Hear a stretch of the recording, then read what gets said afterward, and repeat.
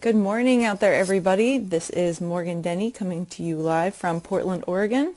Apologies about the delay in broadcasting this morning. It seems my brain was still set on Canada time. Justin and I just returned from a great class in the Toronto area at Shedden Physiotherapy. Super awesome group, did a lot of spine manips.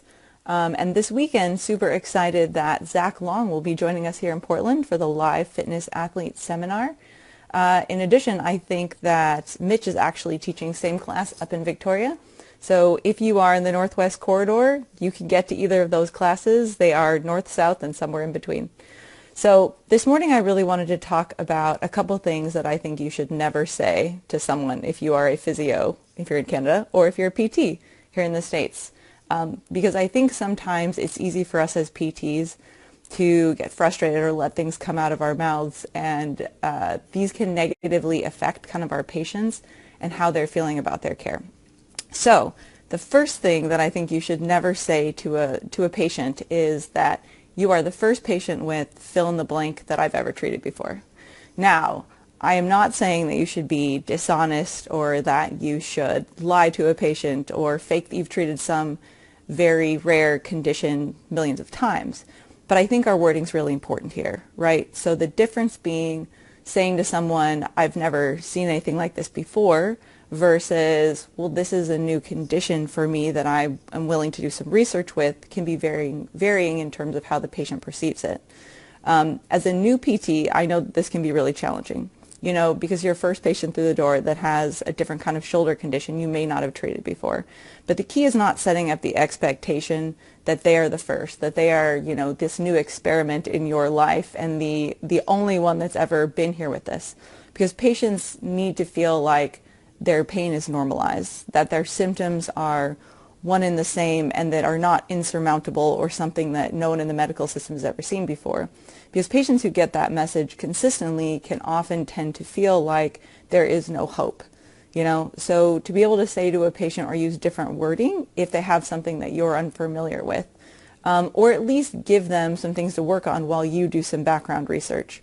So again, it's not that I think that we shouldn't be forthright with patients. For example, I had a patient a couple of months ago who had a very experimental type of stomach surgery in order to avoid developing stomach cancer, which is genetic in her family. And one of her biggest issues is actually nutritional absorption. And so as we were working to build some strength and work on orthopedic issues, we also had to be aware of, caloric components and being able to push a certain amount due to lack of her body's absorption of proteins. So that was something where I didn't necessarily say, well, you're the first person that I've ever treated with this, but I obviously didn't lie to her either and say like, oh, I've treated hundreds of your case. But at the same time, you kind of approach it with a different perspective.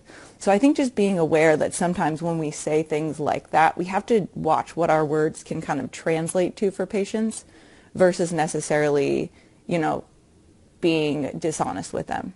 So the second thing that I think we should really avoid ever saying to our patients is, there's nothing else we can do for you. Now, I know that sometimes we have patients that we feel we have done everything we can for and we're sort of at our wit's end.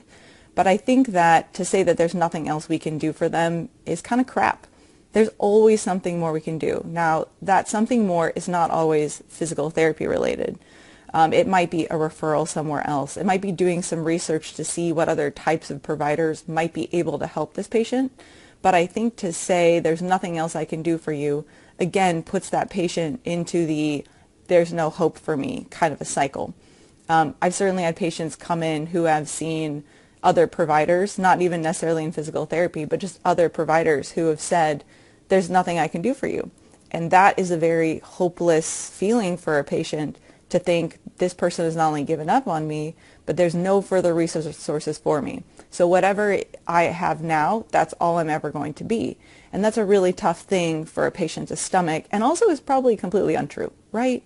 Like, we know even when patients seem to be plateauing or at a standstill for us in PT or in the medical system in general, that doesn't mean that their system is unchangeable. But when you say there's nothing more I can do for you to a patient, that sets up the idea that their symptoms may never change, that whatever is now is their new normal. And whereas for a small percentage of people that could be true, it's not the message we want to send.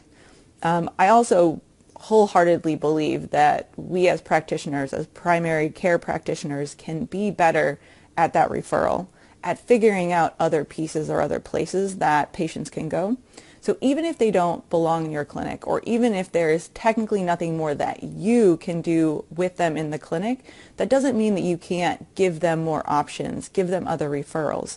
And it's okay to communicate to them that physical therapy as a profession isn't working for them right now, but to do that in a way that sets them up to see other people, to see other providers, to kind of get in on another spectrum. And then for you to follow that, to be able to say, I'm going to refer you to these people, but I'm going to check in with you in a couple weeks via email or phone or whatever you prefer in order to make sure that things are improving or that you're on a path, just so that the patient has forward progression, right? Because the worst thing for a patient is to get stuck again in that mentality that whatever is right now is just going to be their new normal or forever. Like, that's a really scary thought, whether you're talking about something orthopedic like knee pain or an undiagnosed underlying autoimmune disorder. So again, never say to a patient, in my opinion, there's nothing more I can do to you, even if you really feel that in the depths of your soul. So the last thing that I think we should never say to a patient is that blankety blank is the only thing that will help you. So I've heard people say to patients, like, I think strengthening is the only thing that will help you. And I think that while that might be fairly true, I don't think that's the way to communicate it. Because what we do is we set patients up for the possibility of failing that treatment and then again feeling like there is nothing more for them. So if you say to a patient like strengthening is the only thing that will help you, and they either fail to be consistent or go through with the program or get stronger in some way, or if they fail because the strength program that you give them or someone else gives them is too aggressive for their level of irritability or whatever, they have then been set up for the idea that they failed strengthening and that was the only thing that was going to help them. And so again, they're done. They're in a hopeless place. They can't get better because they haven't been able to get better with the one thing that you as a practitioner said was going to help them. Now, that doesn't mean you shouldn't emphasize the pieces of the puzzle that are going to be the most productive for that patient. Also, I did not mean to make that into a peace sound alliteration, but it happened and it was beautiful. Anyhow, but I really do think that when we set ourselves up or set our patients up for feeling like they only have one option, and if that option doesn't work, they're screwed, we've set them up for the potential to fail. Now, you have to know your population, right? We have to know how to encourage our patients more appropriately after we know them fairly well. But I just think that there are certain phrases like, this is the only thing that will ever work for you, that are just should be kicked out of our language, right? The other side of that is that when you set someone up that way, it kind of puts you in a position where now if your treatment fails, you have to backpedal and figure something else out, right? And you don't want to put yourself, like, pigeonhole yourself in that realm, because as good of a PT as you are, you don't know everything. I don't know everything. I still fail with patients. So if round one, I suppose that I think that I know the only thing that will work for someone, if that fails, now I've set myself into a bad place too, where the patient has lost faith in me. They don't trust me as much as they did before.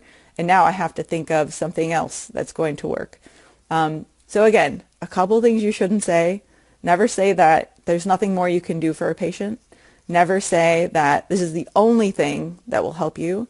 And never say to someone, you're the first patient I've ever treated with fill in the blank. Again, guys, watch your phrasing, figure out better ways to say things. It's not that you can't convey some of these types of information. We just really have to watch the language that we use so that we don't set up inappropriate expectations, especially ones that mean the patient is bound for failure, because we don't want to take away people's hope first and foremost. So that said, keep those things in mind. If you guys have other phrases that you feel should be kicked out of the profession as well, feel free to list them below, and that way we can get some discussion going about kind of the language we're using for the best possible patient care.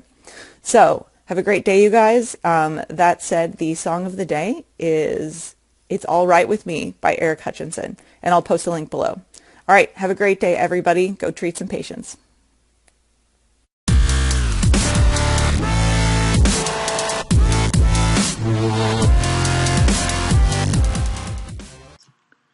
Hey, thanks for tuning in to the PT on Ice Daily Show. If you enjoyed this content, head on over to iTunes and leave us a review. And be sure to check us out on Facebook and Instagram at the Institute of Clinical Excellence.